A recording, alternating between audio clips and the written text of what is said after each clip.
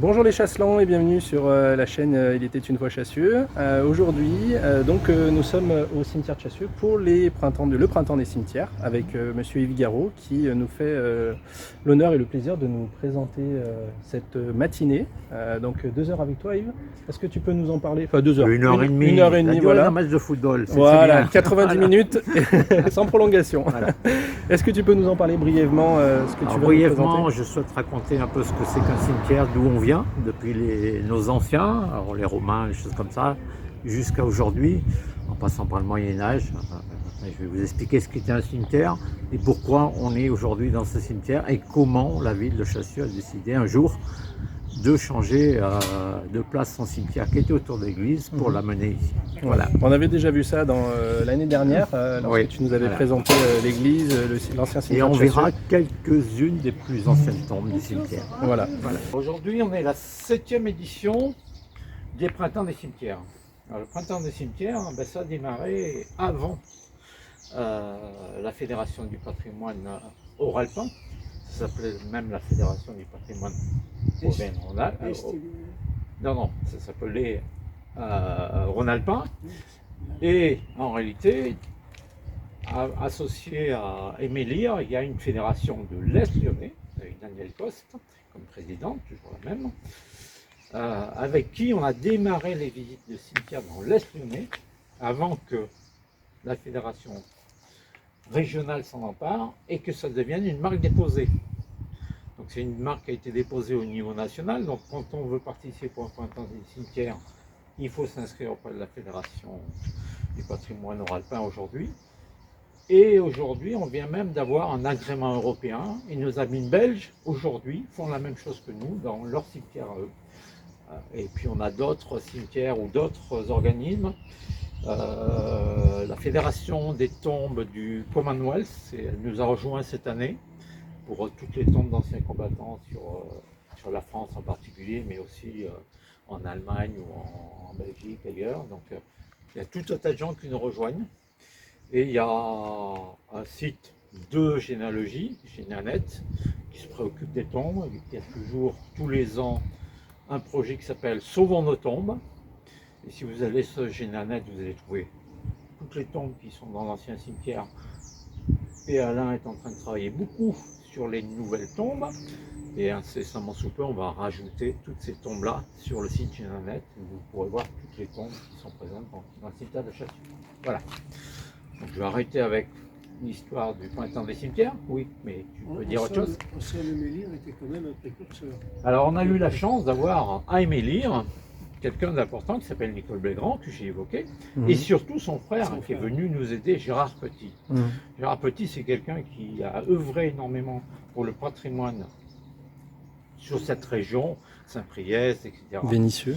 Vénitieux, bon, donc c'est quelqu'un qui était très important auprès de la fédération de l'Est lyonnais et qui nous a aidés, les gens comme Raymond qui étaient un peu dans les précurseurs, appuyés par M. René Flageolet qui était le président à l'époque, voilà, et les familles Duré, les familles il y avait beaucoup de gens qui venaient donner un coup de main pour faire cette première connaissance des cimetières où on parlait beaucoup d'art funéraire au début. Et puis petit à petit, on est venu à parler d'histoire, d'anciens combattants, on avait appelé ça les soldats qui reposent en 2018. Et la fédération Oralpine s'en est emparée et a fait que cette année, il parle un peu partout des militaires dans tous les cimetières. On va essayer de parler un peu d'histoire et qu'est-ce que sont les cimetières depuis longtemps. Dans l'Antiquité, on ne va pas les chercher trop loin parce que des tombes et des croix, il y en a depuis très longtemps. Si vous allez en Inde, les adorateurs de Krishna, il y a des représentants de Krishna avec des croix, etc. Donc, on ne va pas aller aussi loin. Hein. On va commencer avec les Romains. Les Romains, ils n'enterraient pas leurs ancêtres dans des cimetières. On allait à l'extérieur de la ville, le long des voies romaines, et on enterrait le long des voies romaines les anciens. Et donc les cimetières, entre guillemets, étaient en dehors de la ville. Voilà. Et puis à partir du Moyen-Âge, on a dit, c'est pas comme ça qu'il faut faire. Hein. Le Moyen-Âge a vu la montée du christianisme, à partir du 3e, 4e siècle, le christianisme est monté, et on a commencé à faire des églises. hein, le lieu du culte. Et le lieu du culte, eh ben, tout naturellement, on a dit, ben, on met le cimetière tout autour, c'est-à-dire on veut être enterré le plus proche du cœur de l'église, qui est le point le plus sacré de l'église, au point même que certains, les seigneurs, se font enterrer à l'intérieur. Il y a les prêtres aussi, etc. On se fait et puis, quand on ne peut pas être enterré à l'intérieur, on se fait enterrer sur le devant de l'église. Ça s'appelle le parvis aujourd'hui. Mais en latin, ça se dit paradisius, le paradis. C'est l'endroit du paradis. On voulait être enterré là. Quand on avait plus d'argent que les autres, on se faisait enterrer sur le parvis de l'église. Voilà. Et puis, au bout d'un certain temps, on a commencé à avoir des ennuis. Parce que les gens trouvaient qu'il y avait de mauvaises odeurs qui sortaient, que c'était pas très salubre. Alors que pendant tout le Moyen-Âge, c'était le lieu où on se réunissait. Parce que quand on est dans une ville, et que les villes avaient des rues très étroites, où les maisons sont touche à touche, c'est le seul endroit où il y avait de l'espace. Et on se réunissait dans le cimetière. Parce qu'on n'avait pas tous ces stèles, on n'avait pas ces pierres tombales, c'était avant tout des tombes, avec quelques significatifs. Il n'y avait pas de nom sur les tombes, les trois quarts des tombes, il n'y avait rien marqué. Il y avait une stèle qui représentait quelque chose, quelquefois, mais quasiment aucun nom d'individu était marqué sur le moindre tombe. Et donc, on allait faire la fête, on faisait les foires, on faisait tous les marchés où les bouchers, les marchands de légumes, et on allait au milieu du cimetière. Et c'est là aussi qu'on faisait un peu, j'allais dire, le tribunal, quand on voulait parler de certaines choses. On voulait le faire et on voulait prendre des décisions en présence des anciens, des ancêtres qui étaient là.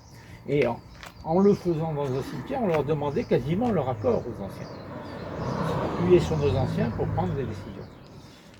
Voilà. Puis bon, à partir d'un certain temps, on a dit, c'est quand même pas terrible de faire la fête un peu au milieu de toutes les tombes. Et puis faire la fête là, et puis avoir des tombes qui sont toujours en mouvement, puisqu'on enterre des gens régulièrement, etc. Bon, ça passait pas bien. Donc à partir de 1715, on s'est dit, on va annuler, on fait plus les fêtes, on fait plus les foires, on fait plus les... Bon, c'est un lieu pour enterrer les gens, mais bon. Mais tous les riverains, ça fait quand même du bruit, puisqu'on enterre des gens régulièrement, ça chante à cause des enterrements.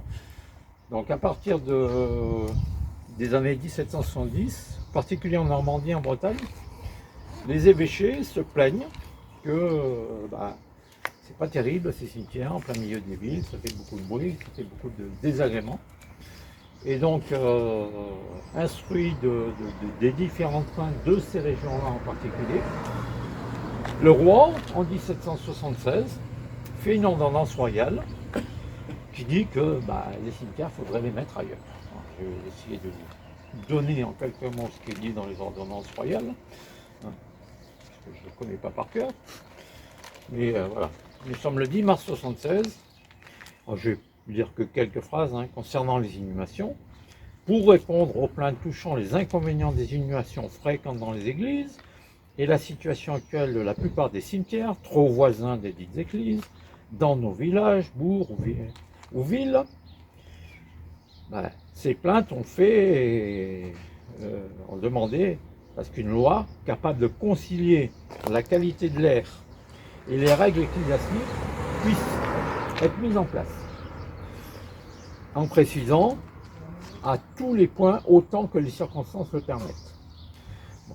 Donc avec ce genre de loi, on ne fait pas grand-chose, parce qu'il faut faire quelque chose autant qu'on le permet, tout va bien. Donc, dans l'article 7 et 8, il est quand même dit les cimetières seront portés hors de l'édit d'enceinte des habitations, et les villes et communautés qui désirent déplacer le cimetière, il parle des villes, c'est pas du tout les villages et les petites communes, donc il n'y a que les grandes villes qui se sont intéressées au décret de 76, alors dans l'ordonnance royale de 76, et en disant dans cet arrêté que on pouvait déplacer le cimetière et la ville décidait de l'implanter là, et on ne dédommageait pas la personne à qui on piquait la place. Voilà. On allait prendre un bout de terre à quelqu'un, on mettait le cimetière et ça ne coûtait rien à la commune. Ce qui fait que il n'y a pas eu grand chose de fait. Il était quand même recommandé dans le reste du texte que on élabore des projets. On va dire on va s'installer, on dit c'est un projet. Et donc si vous allez aux archives municipales, vous avez un texte qui a été fait par l'abbé Delacroix qui s'appelle Réflexions sur les sépultures dans la ville de Lyon, qui date de décembre 1776. Bon. Alors tous ces documents qui existent un peu dans toutes les villes, on n'en a rien tiré, on n'a pas déplacé une cimetière à cet endroit-là. On a continué à vivre doucement et on a vu arriver la Révolution qui a changé un peu les choses. Parce que du jour au lendemain, il n'y avait plus de paroisse, il y avait des communes. Et le cimetière n'appartenait plus à la paroisse, il appartenait à la commune. Et le cimetière changeait non seulement de propriétaire, entre guillemets, mais changeait d'objet. Avant, on n'enterrait que les catholiques, pas les excommuniés, pas ceux qui avaient divorcé, pas ceux qui n'étaient pas baptisés, pas les juifs, pas les autres confessions, etc., etc. Et là, on a l'exemple à Chassieux encore qu'un curé dans les années 1880 qui avait refusé d'enterrer un gamin qui était mort en nourrice à Chassieux parce qu'il n'était pas baptisé. C'était le fils d'un coiffeur de Lyon qui était en nourrice ici. Il n'a pas eu le temps de baptiser son fils. Et puis voilà, il dit on n'enterre pas de saleté ici. Comme ça. Mais où alors Tu le prends sur ton dos, le père, là, tu te débrouilles. Non, mais n'importe où. On fait un tour. Voilà. Donc le monsieur, il a pris sur son dos et il l'a mis dans le cimetière. Mais Sans autorisation. sans autorisation, sans... Le curé était soutenu par la majorité des habitants. Dans ces cas-là. Oui, oui. Les Et le maire pouvait rien faire, le corbillard appartenait au curé. Les traditions. Voilà. Donc le maire, que ce monsieur avait été venu voir, le maire, il dit je vais voir avec le curé si on peut faire quelque chose. Le lendemain, quand la personne est venue, le curé n'était pas visible, le maire était plus visible. Et donc voilà, le monsieur a pris son fils sur l'épaule et est venu enterrer son fils sans autre cérémonie. Voilà. Bon, donc il faut attendre encore un certain temps, parce qu'on a changé un peu l'espèce ou ce qu'est un cimetière, mais on n'a pas répondu à cette obligation un peu de salubrité qu'on avait souhaité. Donc il a fallu attendre un décret du 23 prairial de l'an 12, donc c'est en 1804, tout le monde le connaît plutôt sur le 12 juin 1804, un traité de Napoléon. Voilà. Donc le décret de Napoléon, il précise que à partir de maintenant, on va faire autrement, on va décaler les cimetières à l'extérieur des villes. Il est dit entre 35 et 40 mètres de l'enceinte des villes, c'est ce qui est marqué dans le décret. 35-40, ça fait pas très précis, mais bon. Et encore une fois, ça ne concerne que les villes. Et avec un exemple qui est montré à la suite de ce décret, qui est le Père-Lachaise, qui a été construit en 1804. Et qui, voilà, c'est le modèle du nouveau cimetière, c'est le Père-Lachaise. Donc, Chassieux, dans tout ça, on n'est pas concerné, entre guillemets, par le texte de 1804. Par contre, apparaissent des textes en 1841 et en 1843. En 1841, c'est une circulaire ministérielle. Et en 1843, c'est l'ordonnance qui donne toute l'applicabilité de la chose. Et donc on attendra encore 34 ans avant de décider à Chassieux qu'on va déplacer le cimetière. Voilà. Donc dans l'article 6 de l'ordonnance de 43, il y a marqué qu'à partir de maintenant, sans autorisation, on peut placer une pierre tombale et on peut mettre le nom des personnes. Ça date de 1843. Avant, il fallait demander, avoir les autorisations pour pouvoir faire le moindre signe ou gris sur... voilà. Donc on peut mettre à partir de ce moment-là des signes distinctifs. Donc Chassieux, lui on a attendu 78. On a attendu un monsieur qui était notre maire César Chex, qui est enterré de l'autre côté là-bas, contre le mur ouest. C'est le mur ouest où on a vu arriver les premières tombes. Donc le 18 avril 78, au conseil municipal, il propose qu'on déplace le cimetière et qu'on achète un terrain pour se faire. Le vote est positif, donc on n'attend pas très longtemps là, puisqu'on est le 18 avril, et ben début mai, le 12, et ben on fait l'achat du terrain. L'achat du terrain, c'est lui. Voilà, ce premier terrain, qui est l'ancien, qu'on appelle l'ancien cimetière.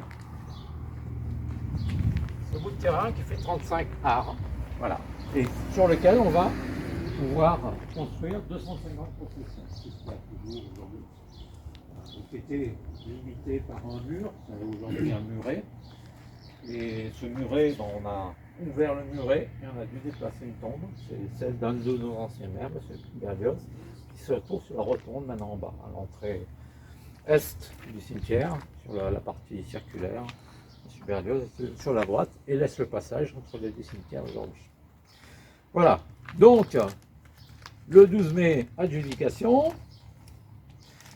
On achète le terrain, on est à 250 mètres de l'église et à 175 mètres à l'époque de la première habitation. On respecte très facilement les 35-40 mètres. Depuis, on a vu que les habitations se sont rapprochées. La prochaine, ce sera dans le cimetière. Oui, peut-être. Donc effectivement, on était au manumoratoire du Rotanier et le chemin, ça s'appelait le chemin du Rotanier à l'époque. Et en 1879, quand on ouvre le cimetière, ça s'appelle la rue du Repos. Voilà, donc depuis cette date-là. Donc l'adjudication des travaux a été faite le 23 février 1879. L'adjudication, c'était pour construire le mur d'enceinte en particulier, et puis le portail, hein, donc avec deux piliers en pierre de Villebois, et au-dessus des deux piliers, une mur creuse, et comme on le voit, le mur a disparu. Quand on fait la PV de réception des travaux, elle était déjà disparue. C'est entre les premiers travaux de construction et d'autres travaux d'aménagement que lui on a disparu. Voilà. Bon. On ne l'a jamais remise, elle n'est pas là. Avec un portail en fer forgé qui est toujours là. La porte a été rajoutée. Plus difficile à faire disparaître. Oui, plus difficile à faire disparaître. Mais bon, c'est comme on vole un peu n'importe quoi. Voilà. Donc, le 25 octobre 1879, on fait le PV de réception. Donc, on peut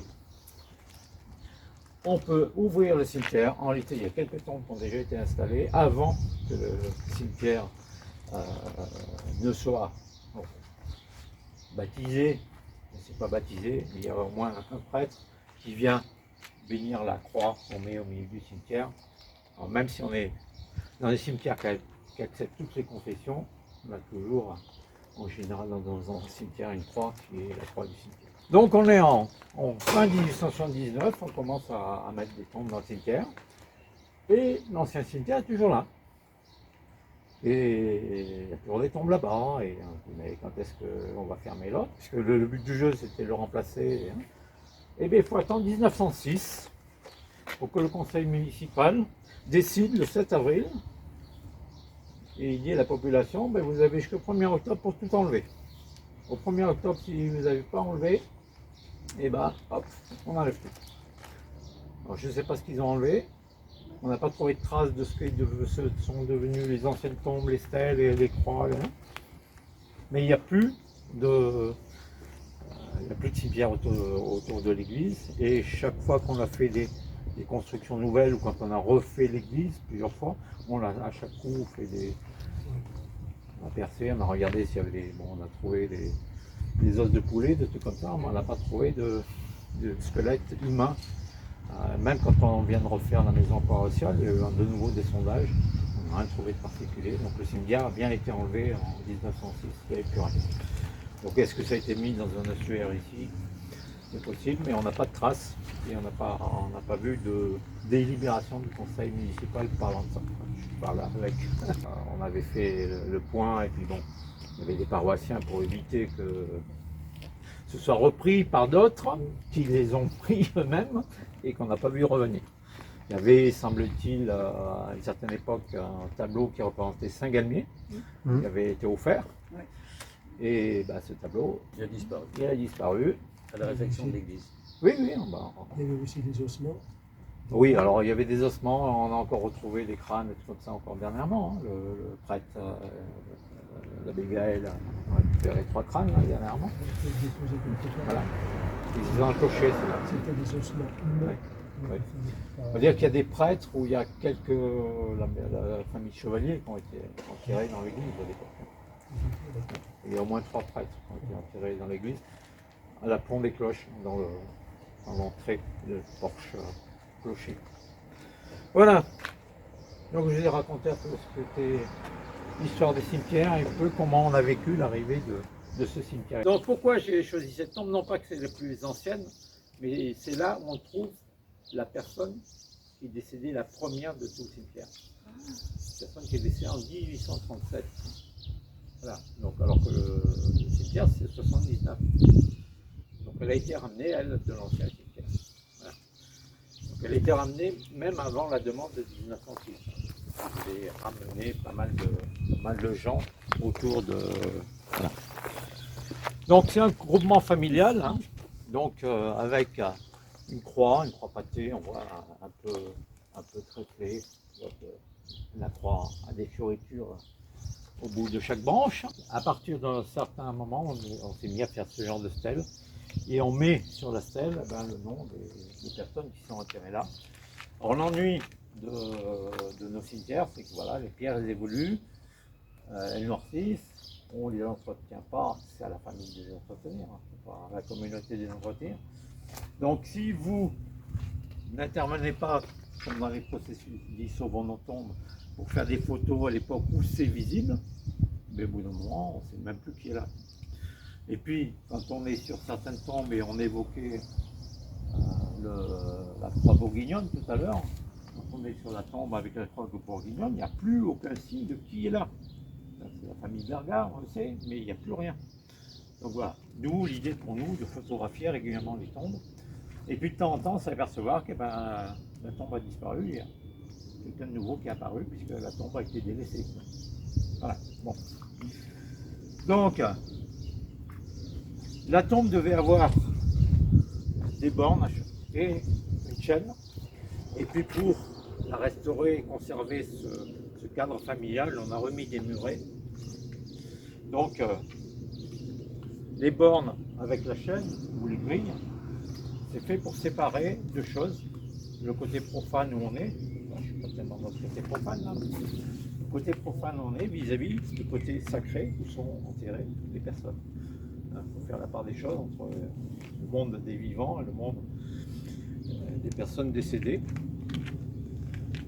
La chaîne et la séparation entre le sacré et le profane, hein, mais la chaîne, ça représente aussi un peu la continuité, hein, la chaîne que font les scouts, c'est la continuité, on ferme le cercle et il n'y a pas de début, il n'y a pas de fin dans un cercle, c'est la continuité de la vie.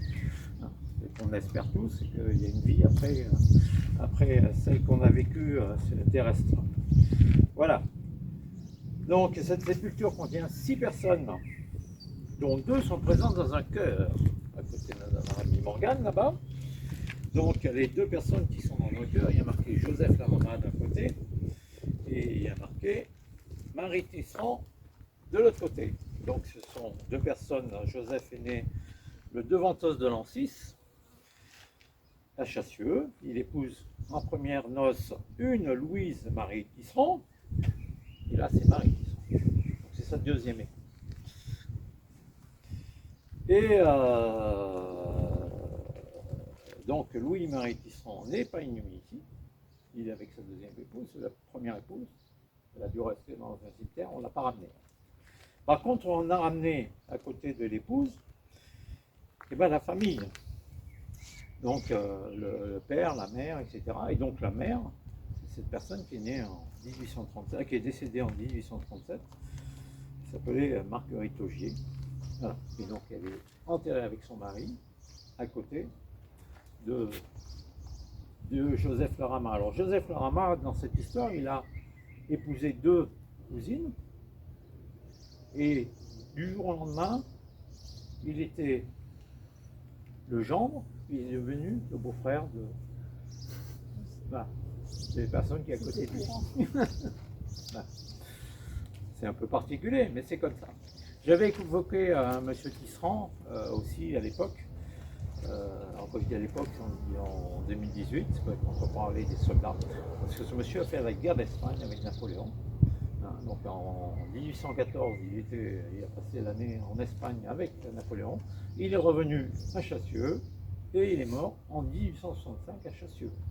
Donc, ouais, il a vécu longtemps après avoir été soldat de Napoléon. Donc, tout le monde n'est pas. Il y a certains, on ne sait pas où ils sont passés, mais lui, il est bien revenu. Alors, monsieur Larama, Joseph, pour le situer, c'était un cultivateur, il avait une ferme. Et la ferme, vous ne la connaissez pas, parce qu'à la place de la ferme, il y a la mairie de Chassieux aujourd'hui. Voilà. Donc c'est un groupement familial de la même façon. Là on n'a pas de borne, on n'a pas de chaîne. On a une barrière qui finit l'ensemble. Donc on est toujours sur des tombes relativement larges. Elles prennent 2 numéros dans la numérotation du cimetière, donc on peut enterrer beaucoup de gens. Donc il doit y avoir 6 personnes là-dedans. C'est pas l'après-midi Augier que je souhaite parler. Voilà. On a pareil un ensemble avec une croix et une stèle relativement imposant, beaucoup plus imposant que celle d'à côté, avec une croix. Ah, il n'y a pas de fioriture réellement en bout. Par contre, elle est cerclée. Sur la croix, on a rajouté un cercle. Hein. Comme pour les Irlandais. Celtes. Hein, les croix celtes. Alors, ils ne sont pas celtes, ils ne sont pas irlandais, hein, c'est une fioriture qu'on a rajoutée. Mais cette fioriture permet de mettre une fleur au milieu de ce cercle. C'est une pensée. Voilà, c'est le souvenir des personnes qui sont enterrées là. Donc ça fait partie de tous les symboles qu'on mettait ou qu'on met encore sur les tombes. Les années 1900 à 1930, on mettait beaucoup de symboles. Aujourd'hui, c'est un peu plus sobre de tombes. Et on met beaucoup moins de symboles qu'à l'époque. Voilà. Bon, donc la couronne, c'est une couronne mortuaire, agrémentée de fleurs. Alors bon, selon les fleurs que l'on met sur la couronne mortuaire, hein, qui peut être représentée par le cercle éventuellement, hein, les pavots, c'est le sommeil éternel quand on met des pavots. Pavot, c'est un opiacé, ça endort un peu. Voilà, voilà, c'est mortel. Voilà. On met des roses, qui signifient l'amour, etc., etc. On met tout un tas de choses. Alors la grille, elle est délimitée, on voit qu'elle est ouvragée. Il y a des petites flamèches. Des petites flamèches qui sont tout le long de cette grille. Ça symbolise l'espoir qui vacille dans les ténèbres. Famille Guigard. Bien Famille connu. Guigard, en particulier Benoît Guigard, qui est né en 1810 et qui est mort en 1882. Qui avait épousé Augustine Huvet, qui est née elle aussi en 1810 et qui est morte en 98. Donc c'est à l'occasion du décès de cette dame qu'on ramène le corps de Benoît Guigard, qui devait être à côté et en terre avec son époux. Donc ils s'étaient mariés en 1834. Ils ont eu 2 fils, un qui s'appelait Étienne François et l'autre qui s'appelait François. Voilà, pour les distinguer. Hein. Donc, on rajoutait François l'aîné en premier. La café. Hein. Donc, ils auront 5 enfants. François l'aîné aura 5 enfants, dont 2 filles. Et François, il aura 5 enfants aussi. Grande famille. Voilà. Et si on regarde, ben, de chaque côté des descendants, on va trouver des gens qui sont décédés à la guerre de 14, malheureusement. Il y en a dans toutes les branches. Donc ça fait partie d'un couple de grands-parents qui ont vu partir plusieurs de ces petits-enfants à la guerre de 14. Donc le premier, c'est Émile, qui est mort le 30 août 1916 à Bras-sur-Meuse, Émile Guigard. Et il n'y a pas beaucoup de descendants Guigard, il n'y en a plus aujourd'hui. C'est le dernier. Il est décédé en 1969. des gens qui portent le nom Guillard. Après, il y a des descendants des filles, qui ont changé de nom.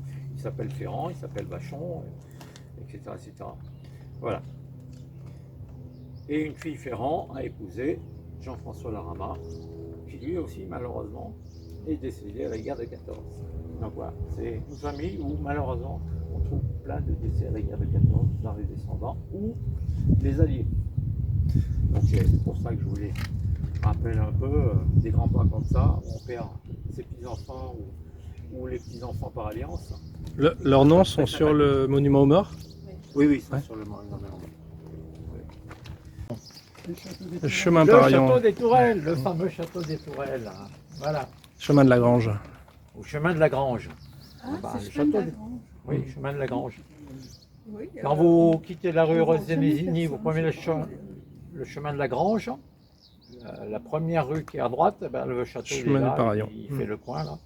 On voit un grand portail, il est derrière. On ne le voit pas bien le château. Hein. C'est pas un château, c'est Est-ce qu'il une a très habité grande maison bourgeoise. Où est-ce qu'il a habité? Alors je vais en parler un petit peu. Ah, On Voilà. garde le mystère. Donc 6 personnes enterrées dans cette sépulture.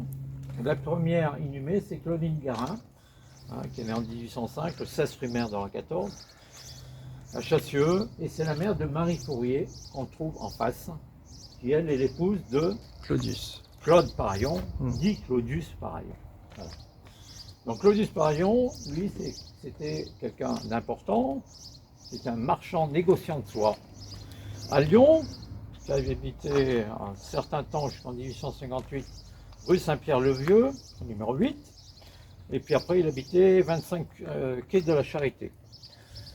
Ce monsieur, il faisait du négoce.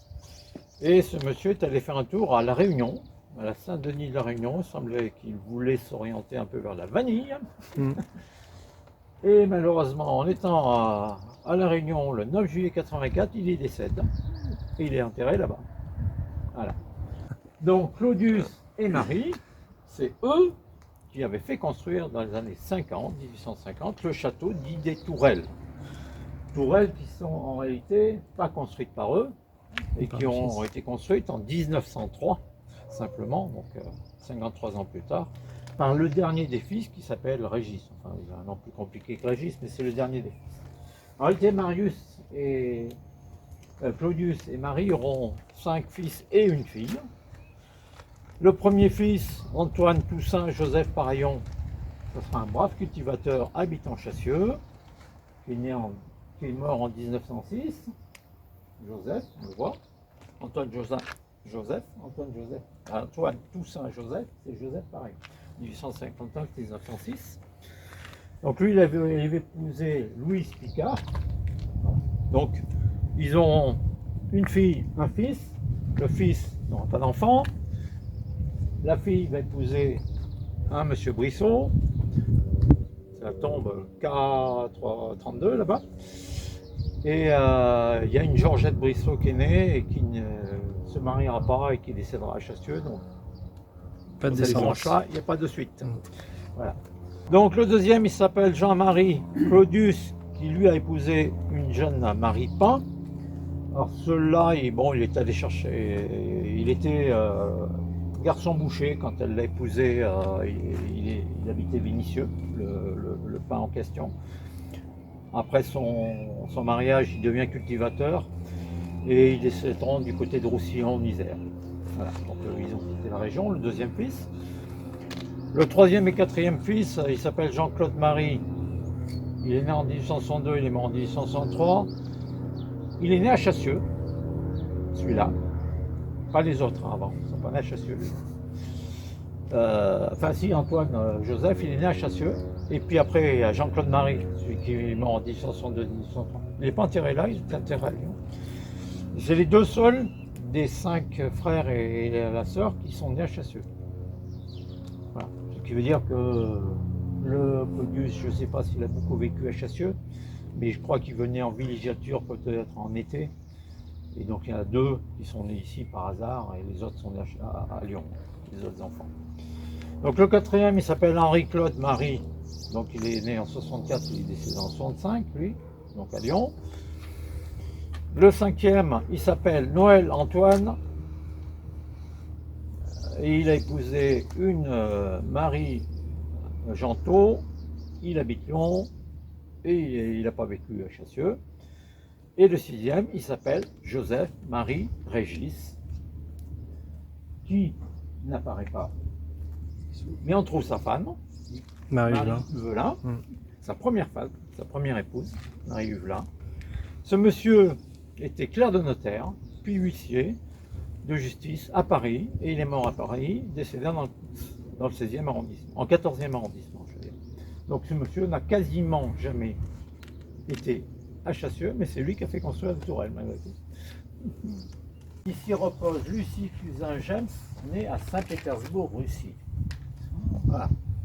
Qu'est-ce qu'une fille née en Russie, à Saint-Pétersbourg, Fait à Chassieux. fait à Chassieux?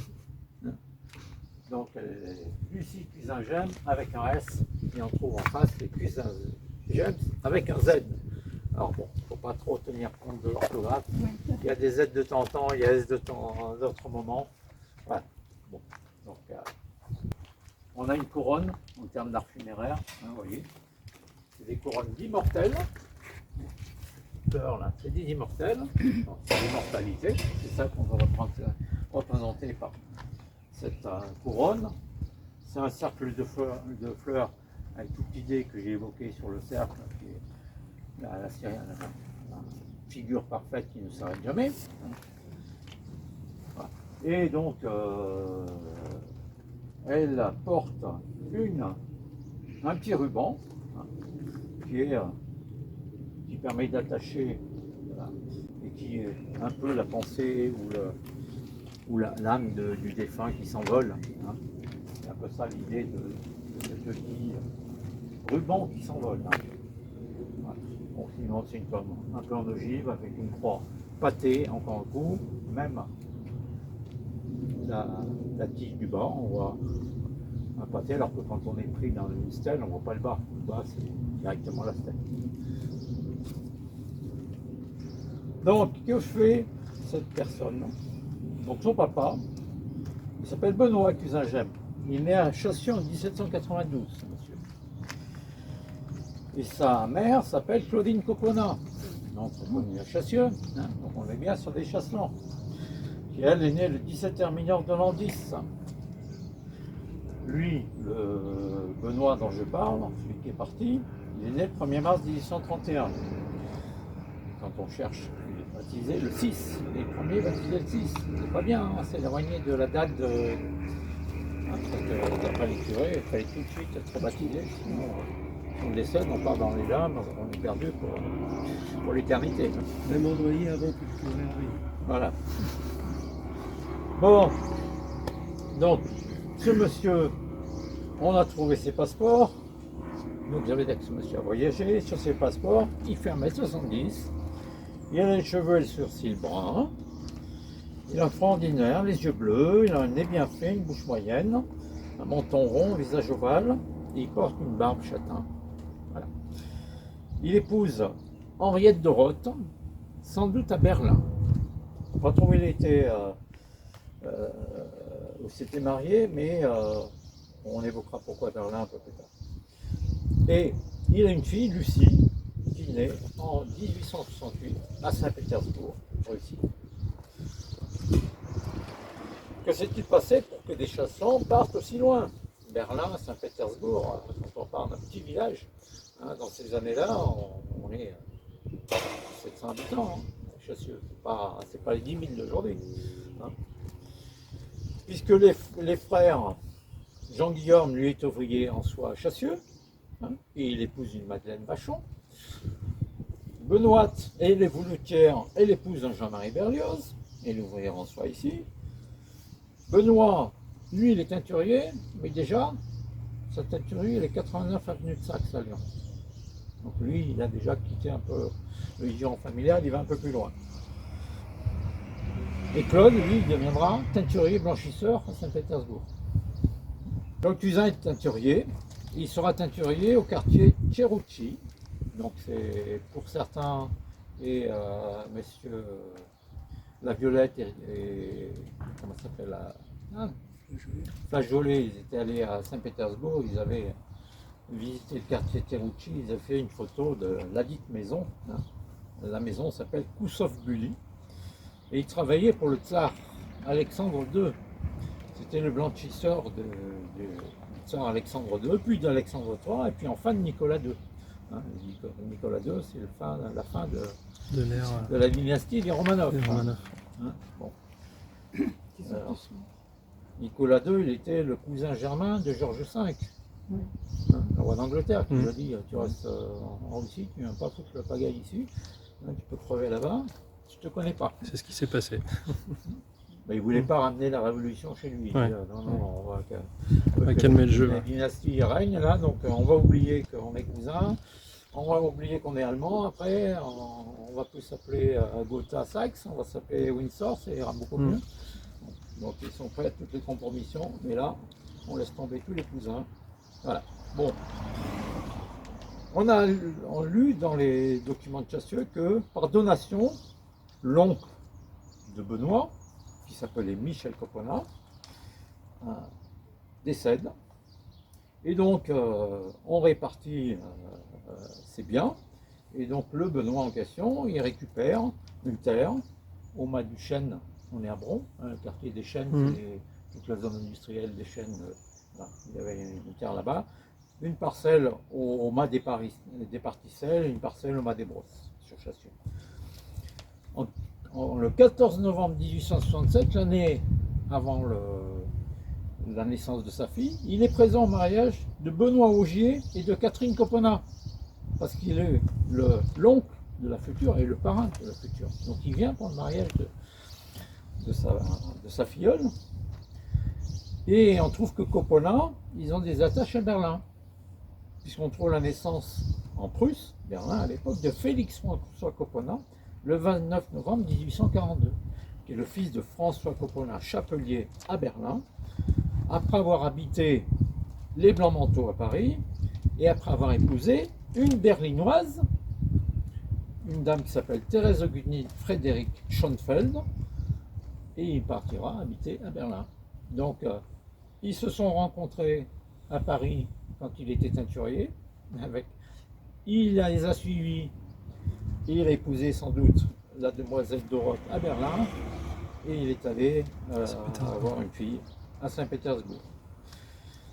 Pourquoi la fille est là? Parce que comme c'est marqué, elle est décédée au fief hameau de Chenasse, dans le Rhône. Chenasse, je ne sais pas si ça vous dit quelque chose. Oui, Jolinas-Fleury, c'est entre les deux. Voilà.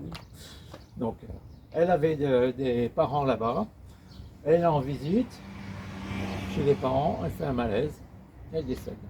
Et bien, on la ramène à Chassieux, chez les parents. Et elle est enterrée en face de la famille, avec tous les gens, Eugène Palandre, c'est tous des associés à la famille, mais qui sont célibataires. Alors on les a tous mis ensemble dans une autre tombe par rapport à la tombe de la famille en ligne directe. Donc, elle est née à Saint-Pétersbourg, elle est enterrée à Chassieux. Son père est né à Chassieux, enterré à Saint-Pétersbourg. Destin croisé. Voilà, ils se sont croisés. Donc, le papa est décédé le 20 septembre 1911, donc il n'a pas connu la révolution russe. Son épouse l'avait précédé en avril 1906. Et Claude Cousin-James, qui avait récupéré des terres, qui en avait et qui avait récupéré des terres par la donation dont j'ai parlé, il avait tout vendu avant 1889. Il avait tout vendu sur Chassieux. Il était bien installé en Russie, il souhaitait y rester. La croix orthodoxe, qu'est-ce qui s'est différencié de la croix orthodoxe?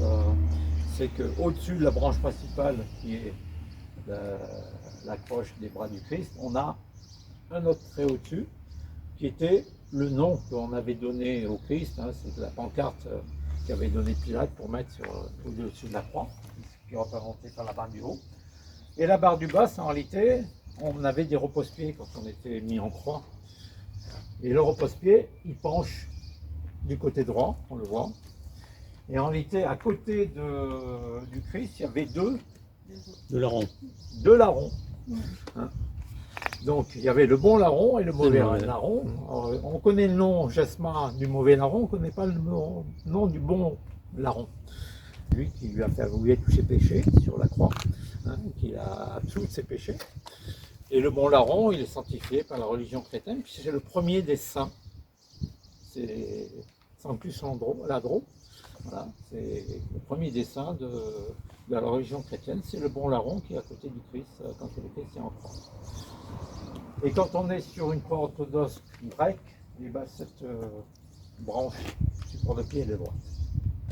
Par l'orthodoxe grec. Dans l'Aléache où on était, il y a une douzaine de tombes, on vient de l'Aléache, qui est l'allée centrale, il y a une douzaine de tombes qui datent d'avant les années 1900. Là, il doit y en avoir 8, je crois, dans cette allée-là.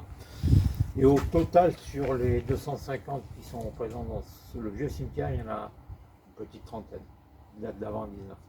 Donc les anciennes tombes, elles ont disparu, on voit, on est repris de temps en temps. Là, on est déjà en 1902, on n'est pas dans des tombes récentes, on est en 21, on est dans 1929.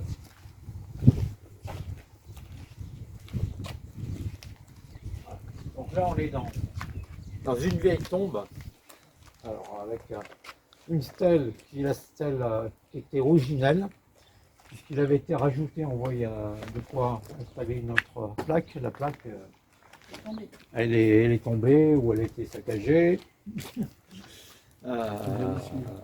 C'est la tombe d'un de nos anciens maires, Joseph Bérou. On n'a jamais su. Et Joseph Bérou, c'est sans doute un maire controversé, puisque comme tous les maires de France qui ont vécu la guerre de 40 et qui ont été obligés de rester maires pendant la guerre de 40, et on leur reproche beaucoup de choses à ces gens-là. Et en particulier, c'est obligé de composer avec les Allemands, d'autant que nous avions un aéroport juste à côté et que les Allemands en vivaient à Chassieux. Donc voilà, donc ce monsieur a été débarqué très rapidement par les FFI, mais comme partout en France, hein, tous les maires ont valsé très vite à la fin de la guerre. Est-ce qu'on en veut à ce monsieur pour ça? Je n'en sais rien, c'est possible. Ce monsieur est mort en 53 à Lyon, il n'est pas mort à Chassieux. Et sa famille étant enterrée là, il a été quand même enterré à Chassieux. Mais par contre, on voit que le décès, 13 juillet 1877, vous voyez, j'ai dit qu'à partir de 79, on a occupé, ça fait partie des quelques tombes qui sont apparues avant, entre guillemets, réellement la réception de tous les travaux. Voilà. Donc c'est la famille Cochard-Brocard, qui était du côté de l'épouse de M. Bérou. Donc ça c'est la famille Viscaï-Cochard, c'est une vieille famille de Chassieux. On voit tout un tas de symboles, hein, avec la croix à 5 branches, qui signifie, hein, comme symbole, les 4 éléments de base, qui sont l'eau, L'air, la terre, le feu. et puis le 5e, la pensée humaine. Voilà. C'est ça dans le symbole de cette fleur. C'est une vieille tombe, mais la stèle a été refaite, hein, parce que la première enterrée, elle avait 14 mois, c'est en 1896. Vous voyez, on est sur une vieille tombe. Mais bon, ça a été refait, et ça a été refait de façon correcte, entre guillemets, pour que ce soit lisible et un certain temps limite. Alors, je ne sais pas quand est-ce que ça a été refait, mais au moins, au pire, en 1972. Parce que le dernier enterré, c'est 1972. Non, mais. Voilà. Après, je sais qu'ils l'entretiennent, on voit qu'ils poncent un peu de temps en temps, ils en mettent peut-être du rouge de temps en temps. Voilà. Donc, on m'a posé une question tout à l'heure. Hein, c'est quoi ce X et ce P en haut? Hein, ça s'appelle Alors, en grec, le Christ, ça se dit Kyro. Le X, c'est le Ki, grec, et le P, c'est un Ro. Voilà, Kyro, c'est le nom du Christ. Ça s'appelle le chrisme. Et le chrisme, le Christ, il représente ce qui a marqué A, c'est l'alpha. Oméga. Oméga. Je suis le début, je suis La fin, ouais. D'accord. Hein. Donc le Christ, c'est le début et la fin. Et c'est représenté souvent. Très bien. Et c'est effectivement sur notre croix du cimetière, il y a un Christ de chaque côté. On peut ajouter que Virginie Copona, il y a l'impasse Virginie qui vient de ce nom. Oui. J'ai toujours demandé pourquoi Virginie. Alors, Ben, c'est justement, ça. parce que les Copona, la famille Copona voulait une rue à son nom, mais il y a tellement de Copona partout que les parents ont demandé que ce soit le nom de la fille, Virginie, qui soit indiqué. Donc il y a l'impasse Virginie. Pour les catholiques, le chrisme, j'ai dit ce que c'était.